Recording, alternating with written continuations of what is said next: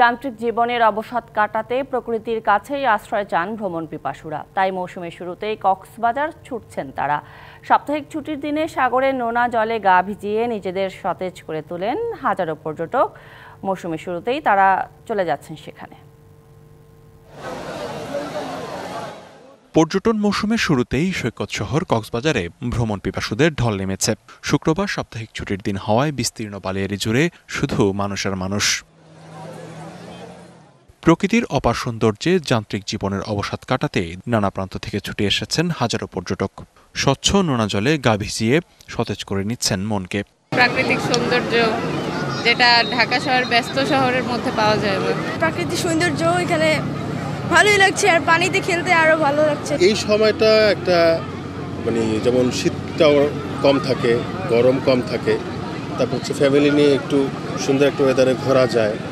মাঠের অলরাউন্ডার আমি, আর ঘরের allrounder Tylox. Tylox toilet cleaner, clean মানেই টাইলক্স। সাগরের বড় বড় ঢেউয়ে লাফিয়ে পড়ে বিনোদনে মেতে উঠেছেন কিশোর থেকে শুরু করে সব বয়সীরাই। কেউ বিচ বাইক বা ঘোড়ায় চড়ে কাটাচ্ছেন সুন্দর সময়, কেউ কেউ স্মৃতি ধরে রাখছেন সেলফিতে। আমার ফার্স্ট টাইম, এখন আমি আমার ফ্রেন্ডস ফ্যামিলি সবাইকে নিয়ে আসছি। আমার খুবই ভালো লাগতেছে। সিলেট ঘুরে আসলাম, এখন কক্সবাজার ঘুরতেছি, আরো অনেক অনেক জায়গা আছে ঘুরবো। মৌসুমের শুরুতেই পর্যটকদের আনাগোনায় খুশি ব্যবসায়ীরা। পর্যটক অনেক আসতেছে, আল্লাহর রহমতে এইভাবে যদি আসতে থাকে তাহলে আমরা ভালো ব্যবসা করতে পারবো। শুক্রবার আমাদের প্রায় 60 থেকে 80% পর্যন্ত বুকিং আছে বলে আমাদের কাছে খবর আছে।